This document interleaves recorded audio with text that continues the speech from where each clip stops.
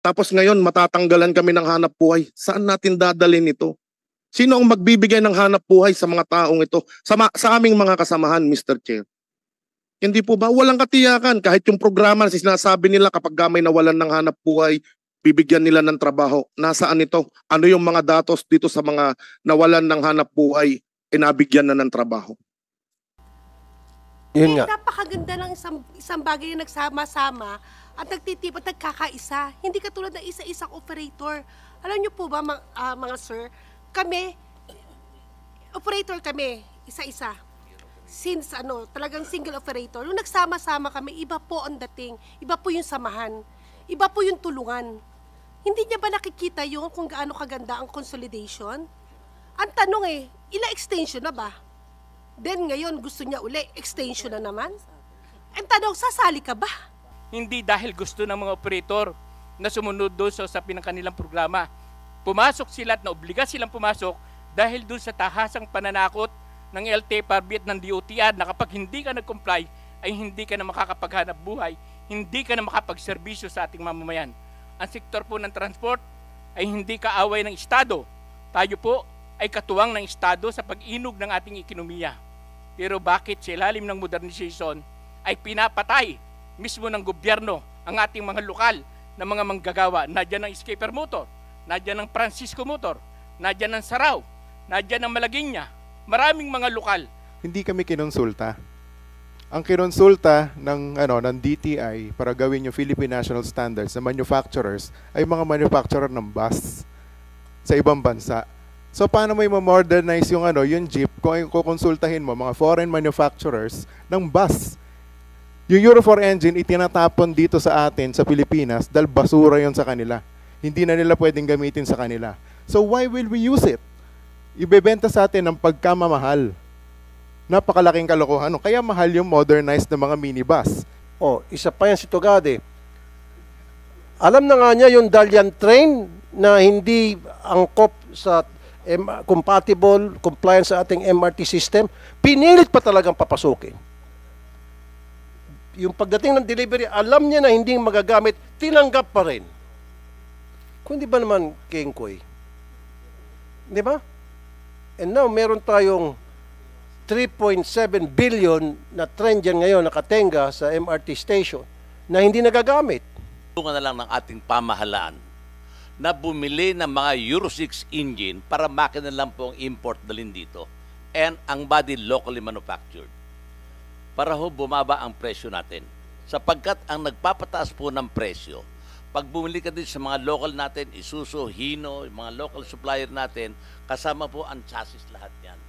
Kanya body, tumataas po ang halaga. Ngayon, kung ang makina lamang po ang ating i-import, kayang-kaya naman hong gawin ng ating mga local manufacturers. May sinasabi ni Governor Padilla, mag-a-add pa ng employment sa ating mga Pilipino yan. Ituloy po, yun po ang aking minumungkay sa inyo kagalang-galang, Mr. Chair.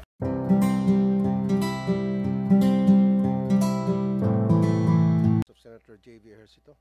Senator. Okay, good morning everyone. After 7 years, tagal na, after 7 years, several Senate hearings tungkol sa Public Utility Vehicle Modernization Program, andito ulit tayo. Ang tanong, bakit? Ano bang problema? Baka kulang tayo sa komunikasyon sa isa't isa. Kulang sa pagpapaliwanagan, hindi nabibigyan ng boses yung mga iba't ibang sektor na maapektuhan, yung mga jeepney operators at mga jeepney drivers. So this is the time, the opportunity for them to be heard. And of course, syempre pakinggan natin ang ating mga taga DOTR, LTFRB, LTO na kasama ngayon. Now, kailangan sa araw na ito meron tayong ma-accomplish. Ayoko na tatapusin itong hearing and then balik ulit tayo dahil wala lang, hindi pa rin tayo clear kung ano talaga ang agenda at pakay natin na para mabigyan ng solusyon sa araw na ito ang mga hinaing ng mga jeepney operators and drivers. And I would think also that this time around, di naman po tayo na na hinaharap po natin ng modernization ay, for one, being an advocate of modernization of transport for so long, lalo na pa yung railway. Dapat po siguro gusto natin malaman sa DOTR and other agencies kung yung pong modernization ng PUVs or jeepneys ay coordinated or kasama rin po doon sa ating pong mass transit. Dapat po maging feeder sila. No? Dapat kasama sila sa master plan of our modernization. Hindi po yung tulad na nangyaring for several decades, no? Magugulo ang mga ruta, no? Basta lang LTFRB issue ng issue, dapat ho malinis natin. We have to rationalize the franchises and the lines. Ako po, pabor puro para may ayos lahat. But ang tanong po rito, kailan ba tayo magiging handa, no? It seems that yung PUV modernization has taken nag-stall po ito, no? Medyo hindi ho siya went on as planned, no? Doon sa timeline.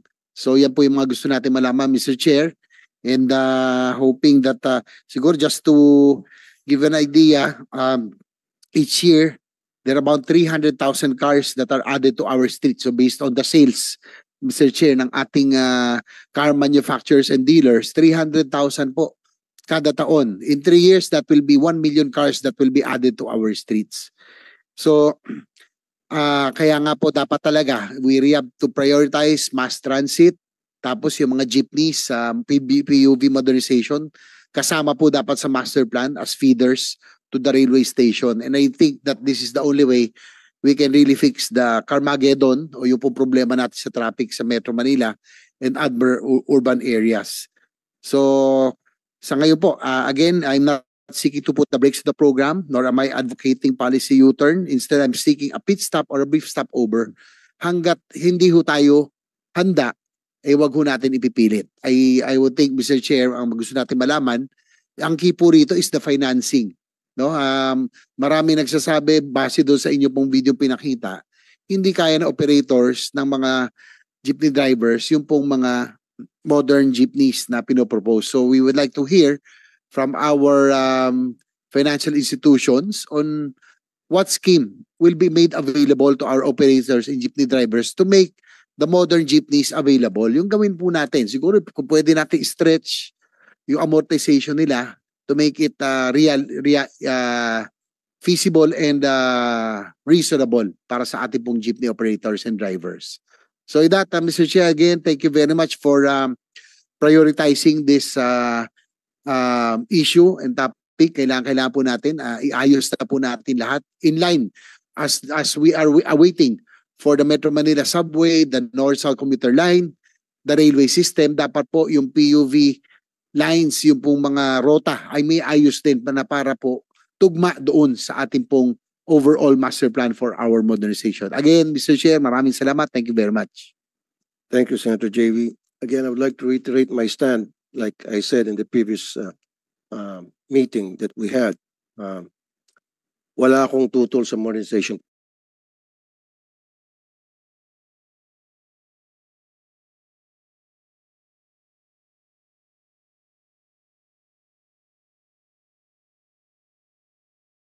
Modernization program. At nakita niyo naman kanina sa audio-visual presentation natin, maraming hindi pa nakakaintindi. At nabanggit ni Senator JV kanina, yung financing. Let's do a little math. 2.4 million pesos yung amount ng sasakyan, kapalit ng jeepney. 2.4, 7 years to pay sa land bank. Okay. 84 months ang 7 years. So kung 84 months, i-divide mo yan sa 2.4, lilitaw na 28,000 a month ang amortization. Magkano lang po ang kinikita ng isang jeepney driver sa maghapon? 600, 700? I-times mo times 30 yan. Magkano? 21,000. Short pa. Diba? Short pa ng 7,000. Talagang utot-utot yung mga tsuper. Maghikaw sila. Hindi na ma-meet yung pambayad sa amortization. kukulangin. Pangalawang pag-uusapan din natin, very important to me, yung design, yung iconic design ng jeepney. Ayaw na ayaw ko yung ipi-phase out.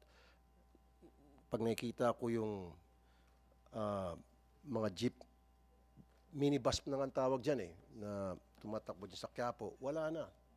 Wala nang itsura. Walang design. Ba't natin kailang palitan ang itsura ng jeepney? Pwede naman, susunod naman itong yung mga manufacturer, halimbawa yung Sarao, Francisco Motors, sa gustong specs ng gobyerno, wag lang natin ipasa sa ibang bansa. Of all countries, sa China pa talaga. God damn. Diba? Yun po yung nakakainit ng ulo. 2.4 million pesos, that's a lot of money. Kung ganon, bumili na lang yung jeepney operator ng, say, Fortuner. Halos magkapareho ng halaga. Ganon talaga halaga ng Fortuner, 2.4. And then i-grab nila. Magkano kikitain pag ni-reach nila sa Grab or pinasok sa Grab, kikita sila 1,500 pesos versus 600 pesos. Not practical. Kaya dapat mag-offer tayo ng mga gandang alternative. Dito may paliwanag natin kung paano dapat gawin ito modernization program na hindi nasasaktan yung mga malilit nating tsuper. Okay? Having said that, gusto kong kausapin ang isa sa mga representative.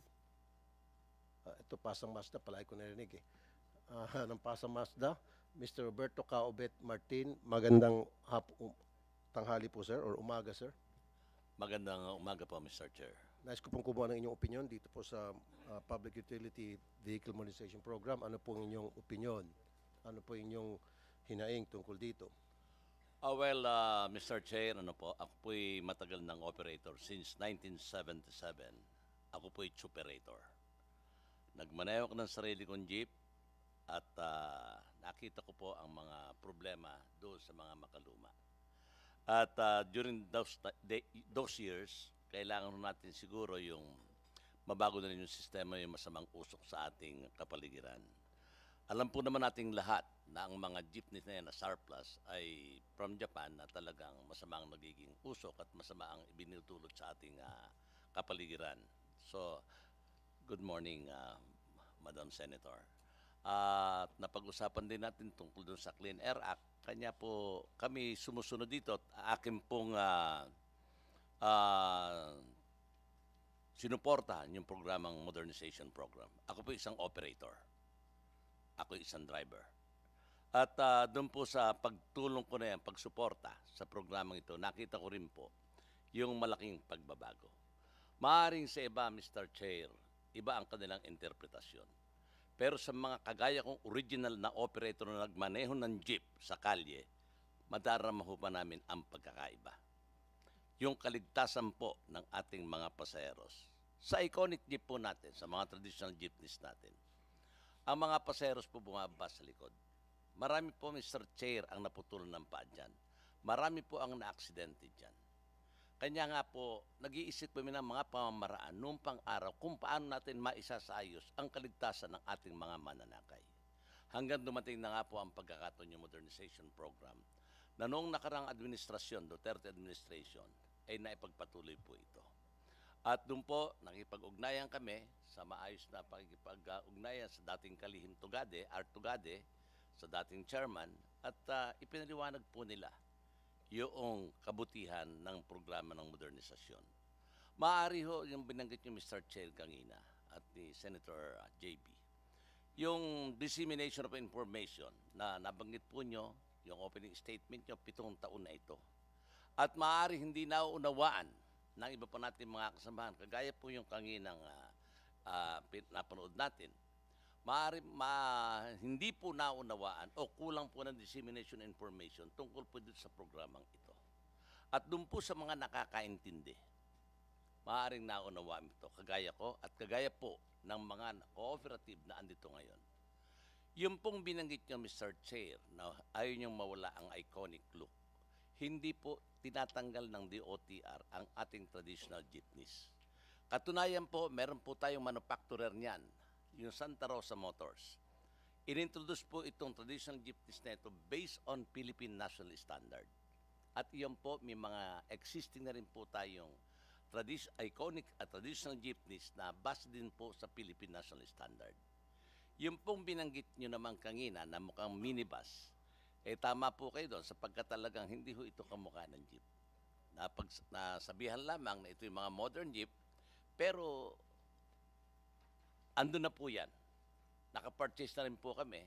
At ang binabanggit ko po, ibabalik ko lang po, yung pong una, yung kaligtasan ng ating mananakay, environment friendly, since all of these units are all Euro 4 engines, Euro 5. At doon po sa mga naunang pagdinig ng dati nating chairman, kay Senator Ma'am Grace, ay napag-usapan na rin po namin lahat yan. At yung binanggit nyo sigurong rationalization kanina, Mr. Chair. Okay, sir, ilang minuto pa tayo kasi marami pa tayong Okay, pag-usapan. tatapusin ko na po. Siguro yun yung kailangan din natin. So yun po yung mga kabutihang nakita lamang namin doon sa ating mga modelong sasakyan na yung kaligtasan. Importante po kasi, Mr. Chair, yung kaligtasan ng ating mananakay, convenient, at yung safety nila. Okay. Thank you, Yun lang Mr. po, Martin. Mr. Chair. Pero bago Maraming mag-opening I would like to acknowledge the presence of Senator Grace po. Pero bago sa opening statement ni Senator Grace po, dadagdagan ko lang po yung sinabi ninyo. Yes, safety ng mga passengers kasi sa traditional jeepney ngayon, yung babaan sa likod versus dapat dun sa may bandang left side or right side. Willing naman yung mga chuper na nakausap namin kung anong klaseng design ang gusto ng pamahalaan as long as hindi mawawala yung iconic design. Ibigay lang sa kanilang spec, susundin naman nila. Diba? Wag lang totally i-pace out yung itsura. Na yung ginagawa ngayon, nakikita natin sa mga kalye, na yung minibus, na hindi na jeepney ang tawag, minibus na. Diba? Yun yun. Okay. Senator Grace po, do you have an opening statement? Magandang umaga po sa inyong lahat. Marami po dito mga pamilyar na mga nakasama natin sa loob ng 7 taon at ako'y natutuwa na ang gayong papalit sa Committee on Public Services ay isang maaasahan natin at didinggin din ang inyong mga hinanaing. Kung baga pagdating sa punto ay ipinatulfo na natin. I'd like to acknowledge the presence of Senator Robin Padilla. Senator Robin, meron kang opening statement. A'udhu billahi minasyaitanir rajim. Bismillahirrahmanirrahim. Alhamdulillah rabbil alamin. Bismillah wassalatu wassalamu Rasulillahi. Assalamualaikum. Magandang umaga po sa inyong lahat. Pagbati pong puno ng pagpapala at awa ng Panginoong sa inyo pong lahat. Nais po nating pasalamatan ang tagapangulo ng Komite ng Public Services, Senator Idol Raffy Tulfo, sa pagpapatawag po ng pampublikong pagdinig sa umagang ito. Hindi po natin maikakaila ang malaking papel na ginagampanan ng ating mga driver sa pampublikong transportasyon. Partikular po ang mga jeepney drivers. Sabi nga po nila, nung bata pa ako, lagi ko pong nakikita doon, pagsakay ko, nandun yung sweet lover. Basta driver, sweet lover. Talagang yun po lagi ang ano sa akin maganda sa aking mga mata. Kaya gusto ko pong maging driver nung araw alam niyo po, pinarelax ko lang po sila. Malaking bahagi po ng ating working force ang hindi makakarating sa trabaho kung walang jeep. Malaking bahagi ng mga estudyante ang hindi makakapasok sa eskwela kung walang jeep. Mapipilay ang ating mga pamayanan kung walang PUV drivers. Kung walang jeep sa ating mga kalsada. Nadarama po ito sa tuwing magkakaroon ng strike ang ating mga PU drivers heroes. Sa paglulunsad po ng pamahalaan ng Public Utility Vehicle Modernization Program noong 2017, napakaganda po nito. Layon nitong isaayos, rebisahin, pagandahin at bigyang solusyon ang mga hamong hinaharap ng ating mga jeepney drivers. Ang ganda po ng batas para po sa mga jeepney drivers. At alam nyo po, kapag ka sinabi natin na para sa mga jeepney drivers, kasama po dyan yung pasahero. Ibig sabihin, pag sumakay po ngayon yung mga pasahero, komportable na po sila. Napakaganda po. Ngunit, sa panahon po na tila mas marami ang dumadaing, umaaray sa isinusulong na programa po ng ating pamahalaan. Good morning po, Mr. Chair. Good morning po sa lahat po ng mga kasamahan po natin dito. Ang immediate po kasi ngayon, Mr. Chair, dahil po dun sa nabanggit yung deadline, hindi na po makabiyahe yung ilang mga kasamahan namin na hindi po makapag-register ng kanilang motor vehicle. Dahil nga po, walang ibinibigay na confirmation sa amin ng LTFRB. Yung mga ending 5 po namin, marami dito nahuli kasi sumusubok talagang bumiyahe kasi nga saan naman sila kukuha ng kanilang ikakabuhay ngayon.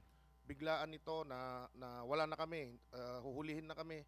Marami sa amin, 10,000 ang multa doon sa sasakyan, 2,000 doon sa kanyang lisensya, sumatotal 12,000 piso po. Bukod pa po ito doon sa impounding na sinasabi, Mr. Chair. Yan po ang dinadanas namin ngayon, araw-araw. Nakikipagpatintero kami sa kalsada. Gusto lang naming mabuhay. Gustong mabuhay nitong aming mga kasamahang jeepney drivers at operators. At higit sa lahat, wala talagang katiyakan. Dinideadline kami ng dinideadline. Sasabihin sa amin, makipaglaban tayo dun sa West Philippine Sea, pero mismo ang gobyerno, pinapatay kami. Tinatanggalan kami ng hanap buhay, Mr. Chair. Tapos sasabihin ninyo, makikiisa kami doon sa mga banyaga na galing ng China, na doon kinukuha itong mga sasakyan na to. Sila binubuhay natin, tapos kami pinapatay, Mr. Chair. Yan po yung dinadanas namin araw-araw, kaya ho kami nagpo-protesta. Wala pong tigil na protesta. Napakahirap na isang araw lang na hindi po kami makabiyahe hand to mouth itong aming mga kasamahang jeepney drivers and operators. Pag hindi bumiyahe ngayon, wala pong kikitain, katulad po ngayon na sumusuporta dito sa inyong hearing ngayon, sa ating hearing ngayon, Mr. Chair. Maraming paraan na pwede kaming mag-modernize. Na ipapakita natin ito, meron kaming, hindi kami tutol dito sa modernization program. Meron na po kaming nagawa na mga iconic jeepneys na sumunod po dito sa Philippine National Standard. Dala-dala natin, gusto nating ipakita, ipagmalaki sa buong mundo. Kaya natin na nasa mas murang halaga na nakasunod tayo doon sa Philippine National Standard na panatili natin yung iconic look.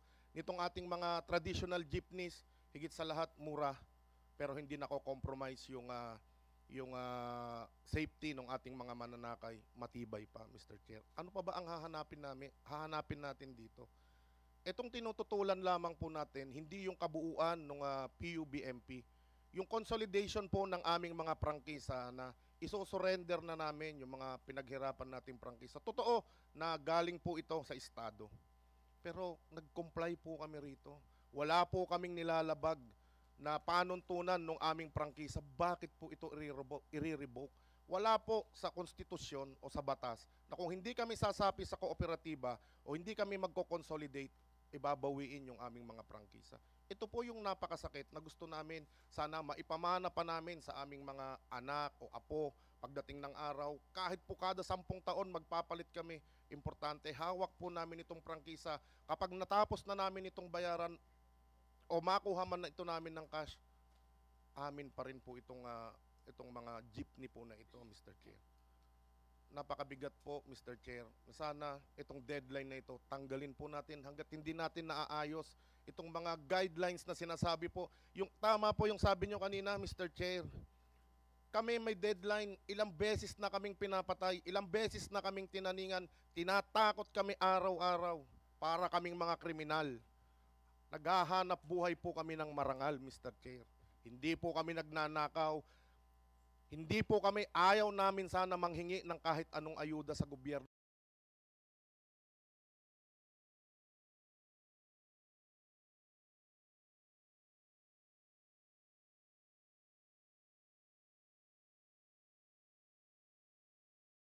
Pero sila walang deadline katulad po ng sinasabi ninyo. Hindi po ba? At nasiserbisyuhan natin ang taong bayan. Ngayon pa lamang, Mr. Chair, napanood nga natin kanina, andyan pa yung mga jeepneys. Hindi pa tinatanggal. Hindi pa lahat tinatanggal, pero kulang na yung masasakyan ng taong bayan. Hindi ba tayo naaawa sa mga mananakay? Kami, nung araw, sumasabit kami para lamang makatapos, makapunta, makarating sa aming patutunguhan sa eskwelahan, sa trabaho. Tapos ngayon, parang mga basahan, itong mga jeepney drivers at operators, natatanggalin na lang natin. Puhulihin namin kayo pagka nakita namin kayo. LPTRP, alam nyo, eksakto po dun sa na-raise nyo pong concern. April po, and then na-finalize po namin noong June, gumawa na po kami yung sa sinasabi ni Senator po ng panibagong programa, or rather panibagong deadline. Kasi una-una po, after the April 30 consolidation, tapos ako po, bago po dito sa road sector, kami po ay nag-meeting not only sa sa grupo ng DOTR, kasama po yung mga ibang stakeholders. So tungkol po dun sa LPTRB na sinasabi nyo, naglagay na po kami ng deadline. Sa tulong po ng LGU, lumapit na rin po kami sa DILG para po sila ay po ika nga may tinatawag na parang convincing power, no, sa mga LGUs, para dapat lahat ay magtulong-tulong at ma-produce yung LPTRP with a deadline po of end of 2026. So yun po yung kasagutan dun sa sinasabi nyo na ang next major step po talaga after the consolidation is the LPTRP po. So yun po yung kasagutan namin sa LPTRP that it should be finished end of 2026 po. So may deadline sa consolidation. Deadline po sa LPTRP po. Sa Okay. tama po, deadline sa consolidation at gumawa na rin po kami tinatawag na parang plano that we should achieve the LPTRP end of 2026 po. 2026. Okay. Now, sir, itong route plan, bakit po kinailangan i-devolve sa LGU? Bakit hindi na lang kayo dyan sa DOTR, LTFRB, LTO, kinakailangan mag-usap-usap, kasama yung mga operators, kasama yung mga chuper? Wag lang po sana sa LGU. Kasi marami po akong bad experience dyan eh. Pwede ba natin gawin yun na wag po sa LGU? Opo. Ipasa? Mr. Chair, may be recognized. Opo. Tumpak po yung sinasabi ninyo. Ang dahilan lang naman namin, kaya namin na-devolve to sa paniniwalang ang sanggunian at ang pamahalaan ng isang local government unit ang mas nakakaalam kung ano yung mga magagandang ruta, kung ilan ang jeepney dapat bumaybay sa rotang yan, at sila po ang nakakaalam. So we gave that function to them. However po, yung final approval, base na rin ho sabi ni Senator Grace po, ay nasa sa amin pa rin po. Kaya lang kailangan namin ng partnership with them.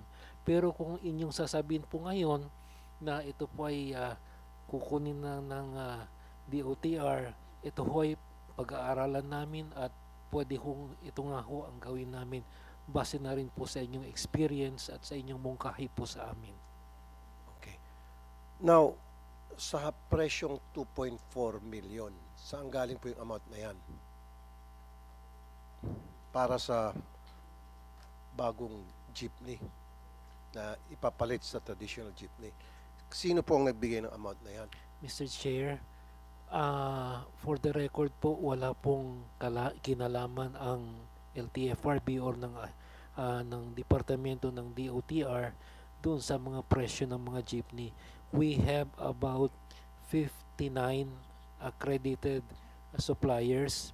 About 54% of them are Filipinos. 59% are Filipinos po, and the rest are local imported manufacturers. It is the cooperative ho ang may kapangyarihan na mamili kung saan nila gustong bumili. For the record din po, may mga traditional jeepneys ho na tayong na-modernize ngayon. In fact, ang isa sa mga producers po ay nandito, si Mr.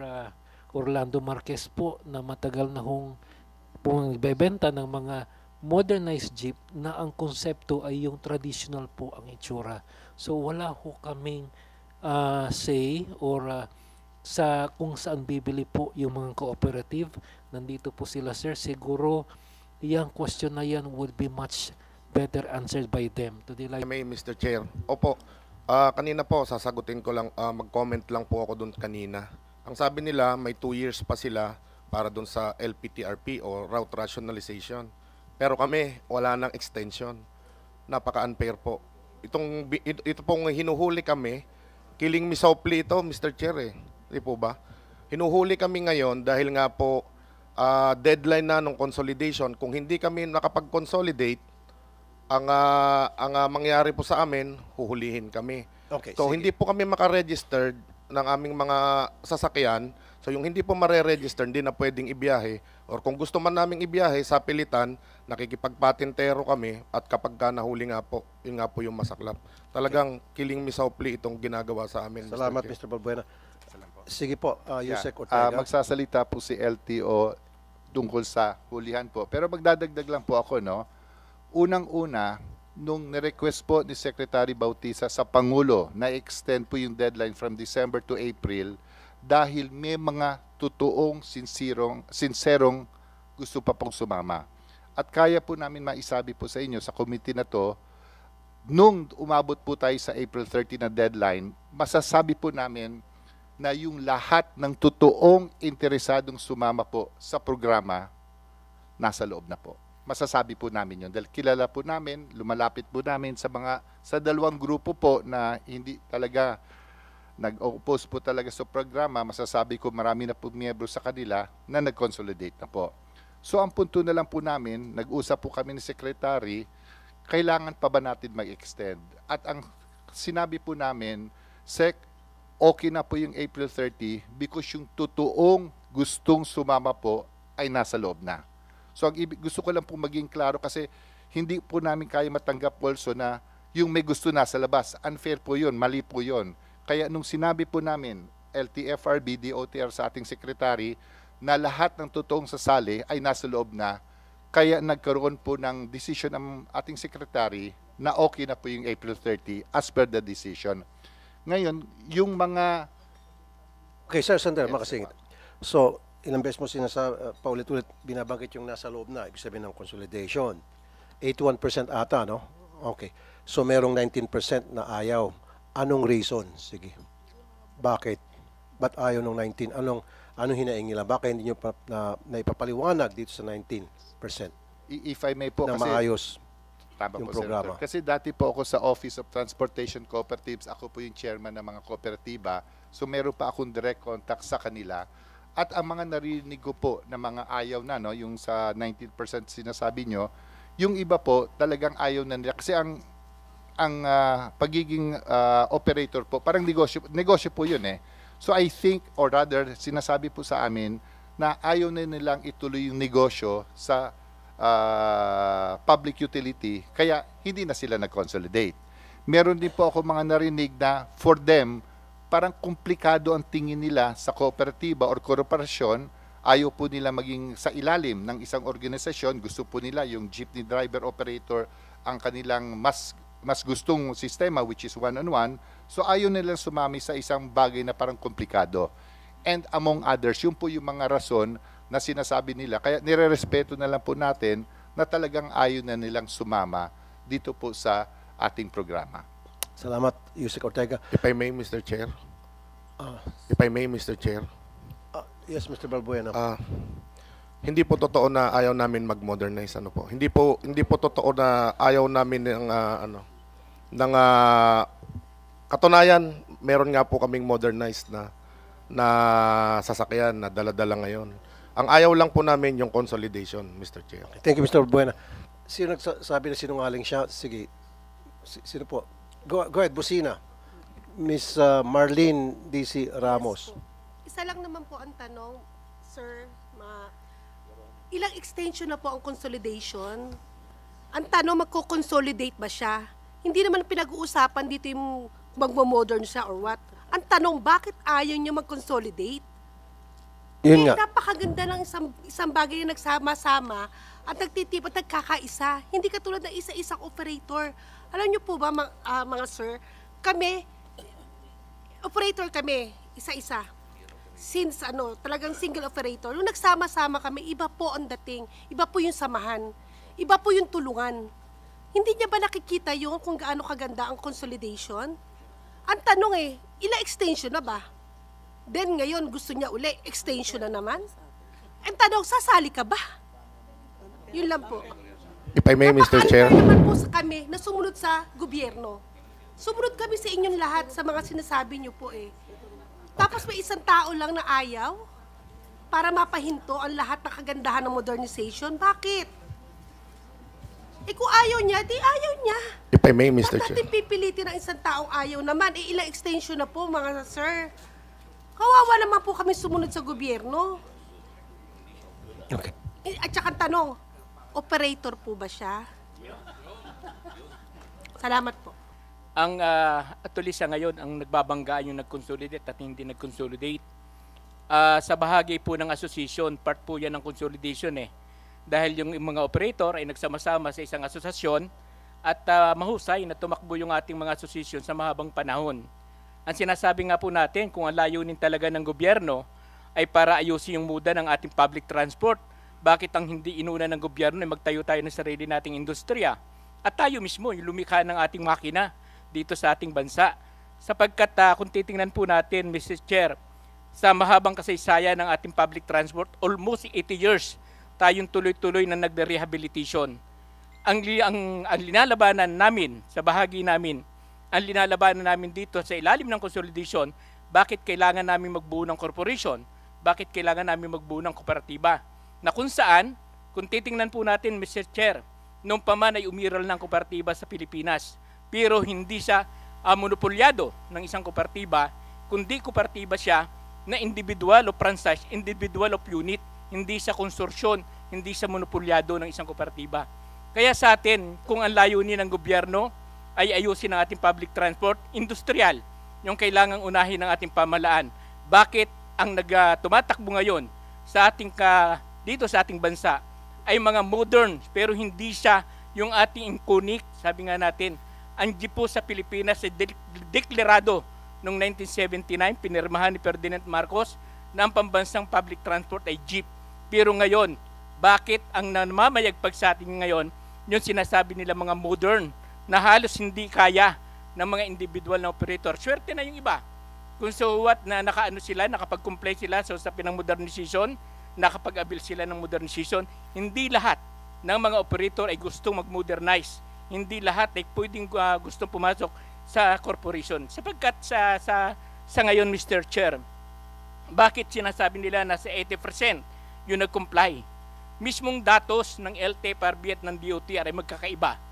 Doon sinasabi nila na 11,670 sa buong bansa ang tumatakbo ng mga modernized, ng mga modern, ng mga jeep na tumatakbo sa loob ng 575 na ruta sa buong bansa.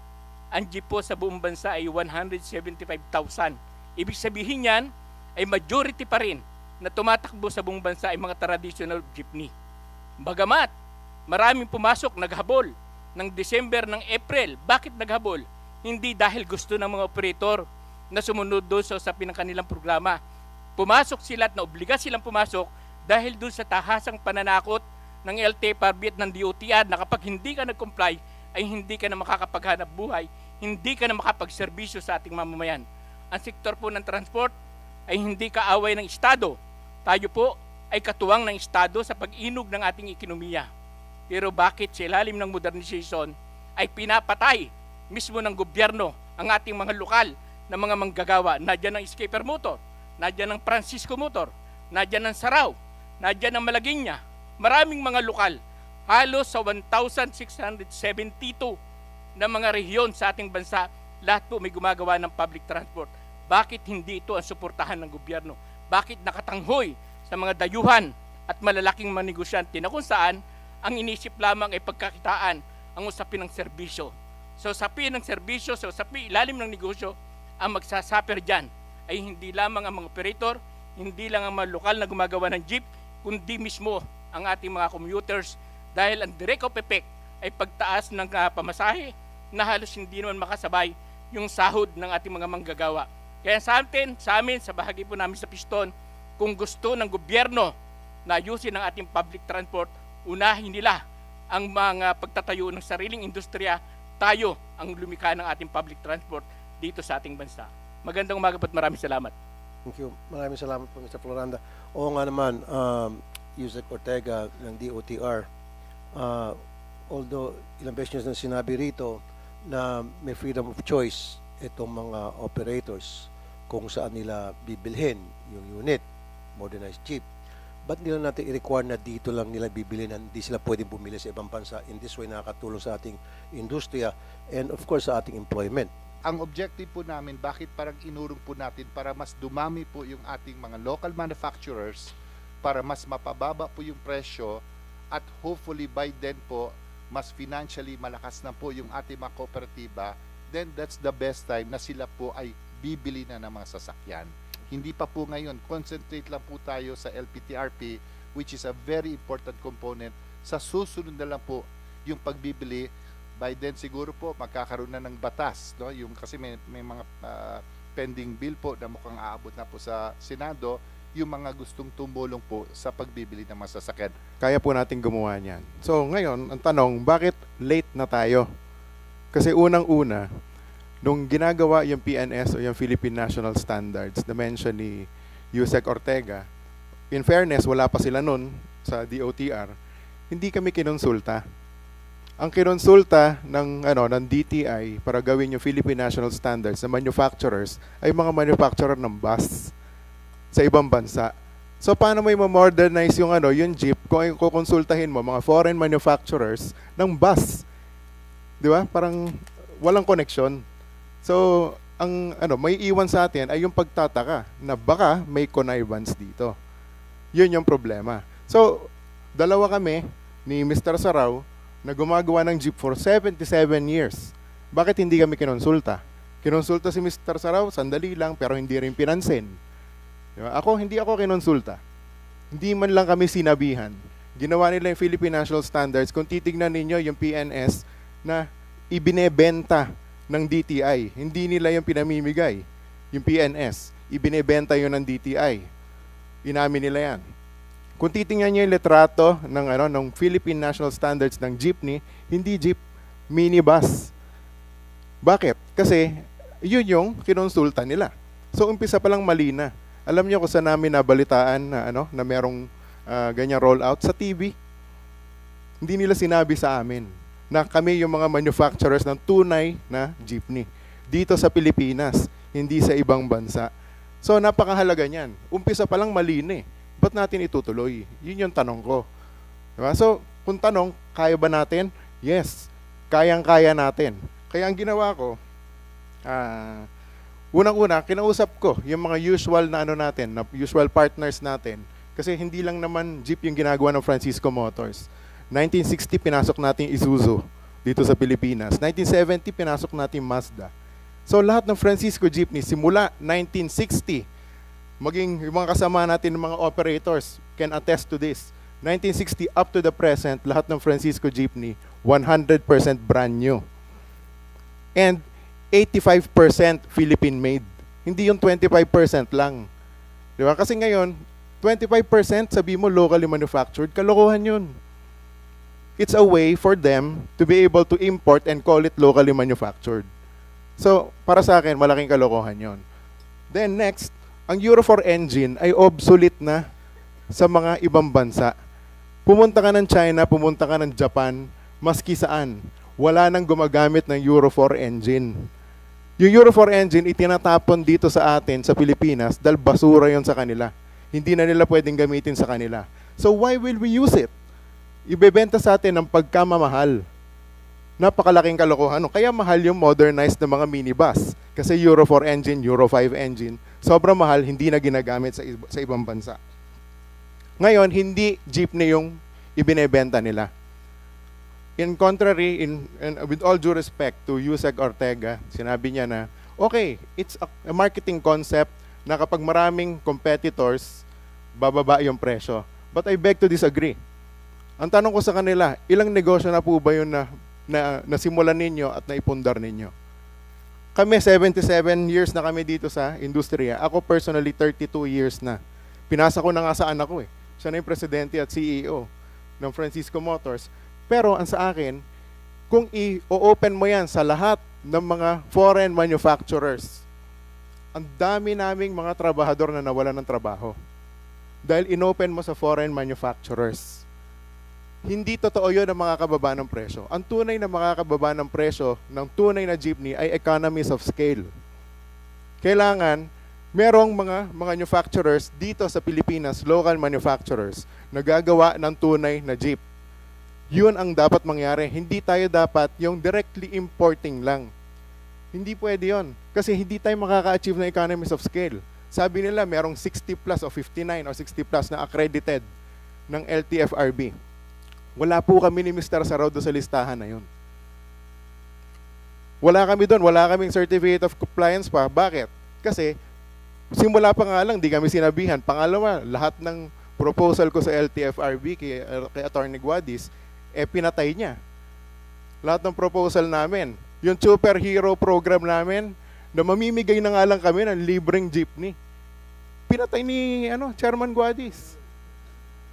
So, paano gagawin natin yan? Di ba? Ang si Chairman Guadis dito. Ayan, At least ngayon, magkakaharap tayo dito. Di ba? Para mamamatay ka ng mga jeepney. Ang problema, ito, Mr. Chairman, ang problema ko, nakausap, full disclosure, kasamahan ko si Secretary Bautista sa Rotary Club. Kaya nakakapag-usap kami ng diretso. Meron akong pinropose sa kanila, inassign ni Secretary Bautista si Chairman Guadis. Dito sa natutukan to. Nag-set si Chairman Guadis, nag-agree kami ng meeting schedule. Siya yung nag-set. Siya yung hindi umattend. Totoo to. We are under oath. Di ba? Siya hindi umattend. Nagpadala siya ng representative, si Attorney Cofino, from the legal division ng LTFRB. Pinresent ko yung buong programa kay Attorney Cofino. Siyempre, nirelay na sa isa, nirelay sa dalawa, nirelay sa tatlo. Pagdating kay Attorney Guadis, iba na yung kwento. Nung kinausap siya ng DCRH, sinabi niya doon, point by point, lahat mali. Bakit? Kasi hindi niya naintindihan kung ano yung proposal namin kasi hindi nga siya nag-attend. Hindi rin siya nakipag-usap tungkol doon. Kaya nga, sabi ko, klarong-klaro. Meron pang isang point na I'll get to that point in just a little while. Ngayon, matibay ang Francisco Jeepney. Gamit nila yan. Kahit sila Ka-Obet, sabi ni Ka-Obet dati sa TV, pag Francisco ang jeepney, maski sa butika makakabili ka ng pyesa. Sabi mo yan, Ka-Obet. Diba? Totoo yan. Dahil ang gamit nila hanggang ngayon, nung iba sa mga operators natin, Francisco Jeepney pa rin, o Sarao Jeepney, nagawa namin 30 to 50 years ago. Hanggang ngayon, tumatakbo pa rin. Pero yung mga minibus na imported, 3 taon pa lang, zombie na itsura. Thank you, Mr. Francisco.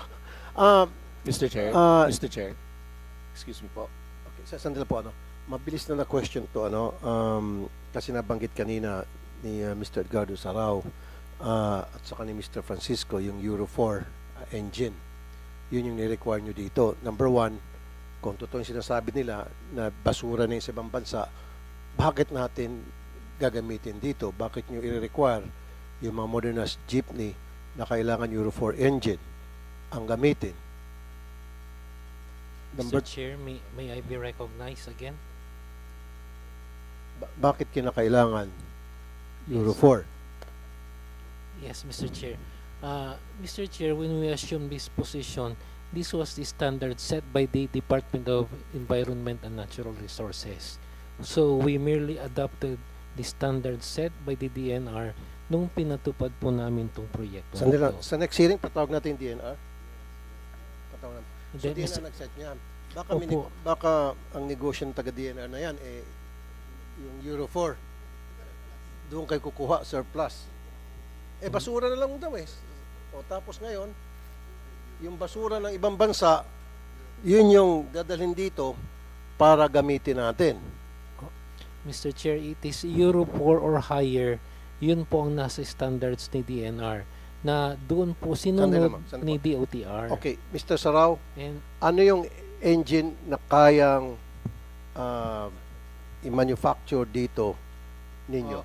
Wala po tayong walang manufacturer dito ng makina. Wala. We outsource them from Japan. So yung sa inyo body, Body chassis. Chassis. Oo. Yung Pero- mechanical parts and engine, sa labas na lahat yan. Import yun. Oo, kaya yun ang naging problema nung in-announce nila yung PUBMP kung saan kukuha ng mga brand new parts from... So kung para sa inyo, sa ngayon ano ba yung engine ng mga jeepney na tumatakbo sa ating mga kalsada? Yung mga surplus pero recondition. Parang bago na rin yon at pumapasa doon sa standards ng smoke emission nila. Then, isa pang in-introduce namin yung full electric. Medyo bago to sa mga tao natin, kaya hindi nila masyado munang ine-embrace. Pero definitely, ang takbo ng transportation sa full electric lahat eh.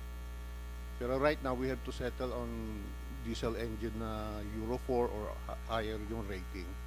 Ang sinasabi naman kasi ng ibang mga jeepney driver, pag electric, of course, maganda yan. Maganda sa environment. Kulang tayo sa wala tayong mga charging station. Yun ang downside doon. Diba? Saka yung sa spare parts, medyo mahirap din. Mr. Chair? Bago po kasi yung technology na yan dito sa ating bansa, kaya, probably it will take 5 or 10 years bago natin i-embrace yung technology. No? Although maganda talaga kung maganda. Pero right now, we have to settle sa fossil fuel fed engine like diesel engine para sa public transportation. Mabilisan lang pong sagot kasi nagtatanong ako yung tungkol sa mga sumama sa PNS. Kasama pala natin yung mga local manufacturers po when it happened. So, ang punto ko lang po, there were local manufacturers, builders po na sumama during the PNS 2017. Next po, dito po sa DOTR kasi wala po kaming programa yung sinasabi nyo po na tutulong sa local manufacturers. Siguro po pwede nating imbitahan taga DTI po kasi meron po silang programa doon, yung DTI, that will help the local manufacturers. Baka po doon tayo pwedeng lumapit para yung programa nila ay maibigay natin dito sa local manufacturers. Kaya nga, po. siguro next time, DOTR, imbis na kumonsulta kayo sa mga foreign manufacturers, unahin nyo muna siguro konsultahin itong mga local manufacturers natin kasi they have more experience than the foreign manufacturers pagdating sa pagpapatakbo ng mga jeepney sa mga kalsada natin. So stop consulting with these people, especially from China. Local manufacturers natin, capable sila, 66 years, 77 years na sila, dekada na. Sana binibigyan natin silang respeto. So I don't want to hear from now on na kapag meron tayong mga programa tungkol sa mass transportation, ang una natin kinukonsulta ay yung mga taga-abroad. Kumonsulta tayo sa mga local manufacturers natin. Pag sinabi ng mga local manufacturers natin na hindi namin kaya yan, saka pala natin ipapasa o ikukonsulta sa labas ng bansa. Tama? Ganun po dapat. Yeah, I assure po base sa sinabi nyo, yung when you say priority po, unang-una, hindi kami lumalapit sila po lumalapit sa amin. But base po sa usapan natin ngayon, Sino po lumalapit? Yung foreigners, sila po yung nag-apply kasi na Kaya nga, di wag nyo certificate. entertainin. Wag nyo entertain, as simple as that. Unahin nyo muna yung local. Di ba? At saka, base po sa sinabi ni Mr. Francisco, at saka sa... Hindi, kaya siguro ni-entertain yung foreign, kasi yung foreign, may dolyar na pang under the table siguro. With due respect po, I assure you sa aking pamumuno po. Not you, pero very clear naman talaga. Yes. Very clear naman talaga. O, sabihin ko sa'yo, ito, medyo nalista ng konti. Nasa na ba si Secretary Abayangan? Wala na, ano? Ay, Abaya at saka si Tugade. Isa pa yan si Tugade. Alam na nga niya yung Dalian train na hindi angkop sa compatible, compliance sa ating MRT system. Pinilit pa talagang papasukin. Yung pagdating ng delivery, alam niya na hindi magagamit, tinanggap pa rin. Kung di ba naman, Kengkoy? Di ba? And now, meron tayong 3.7 billion na train dyan ngayon nakatenga sa MRT station na hindi nagagamit. Dahil kasi puro foreigner ang gusto nyo eh. Ayan, China. Dalian, China. Ngayon dito sa jeepney modernization, China na naman. Bakit gustong-gusto sa China? Ano meron? Ang balito kasi yung China mabilis daw magsuhol. Malaki ata manuhol. Kaso yung local walang panuhol kaya hindi siguro na-entertain yung local. Anyway, meron pang gustong magsalita kanina? Mr. Chair, Okay, sino unang tumaas? Sige. Okay. Sabay-sabay kasi. Sige, senior citizen. Senior. Si Mr. Roberto Thank you so much, Martin. Mr. Kaobit, Chair. kaobit. Tungkol po dun sa nabanggit ni Mr. Francisco Cangina at saka ni Mr. Sarao at saka ni Governor Dong Padilla. Yung pong electric vehicle na nabanggit ng ating kaibigan si Mr. Francisco na maghahalaga lamang ng mga 1.2, 1.1 million, 1.9 o 1.9 million. Sorry, I thought 1.1 million. Well, ang nagiging problema natin dyan kasi yung lithium acid yan, napakamahal niyan. Hindi ko naman inuupos yun. Magandang electric vehicle. Pero pagdating po sa battery niyan, Mr. Chair, napakamahal po ng battery ng lithium acid. Ako po kanina, pinaiking ko yung sinasabi ni Mr. Francisco at ni Governor Padilla, ni Mr. Sarao. Siguro, mas maganda tulungan na lang ng ating pamahalaan na bumili ng mga Euro 6 engine para makina lang po ang import dalhin dito. And ang body locally manufactured. Para ho bumaba ang presyo natin. Sapagkat ang nagpapataas po ng presyo, pag bumili ka din sa mga local natin, Isuzu, Hino, yung mga local supplier natin, kasama po ang chassis lahat yan. Kanya body, tumataas po ang halaga. Ngayon, kung ang makina lamang po ang ating i-import, kayang-kaya naman hong gawin ng ating mga local manufacturers. May sinasabi ni Governor Padilla, mag-a-add pa ng employment sa ating mga Pilipino yan. Ituloy po, yun po ang aking minumungkay sa inyo kagalang-galang Mr. Chair at sa ating mga senador nandito. Kung matulungan po ninyo na makina lang po ang import namin ng mga supplier na gagamitin namin, mas malaki po ang maimumura natin kesa doon sa mga halagang 2.4 million ngayon. Nangyari po ito, Mr. Chair. 1977, ako yung jeepney driver. Ang Francisco po ang kauna-unahang galabas ng C-190, Isuzu C-190 na brand new from Japan. Wala pong usok yan. Salot zero emission yan. Kanya po, sumunod kami dyan, nakita ko yung performance yan, maganda. So yun lamang po yung aking imumungkahi, Mr. Chair, na tulungan po ng ating pamahalaan. Mag-import ng mga Euro 6 engine, gamitin dito para mas makababa po ang presyo ng mga modern vehicle natin. Yun lamang po. Maraming salamat po.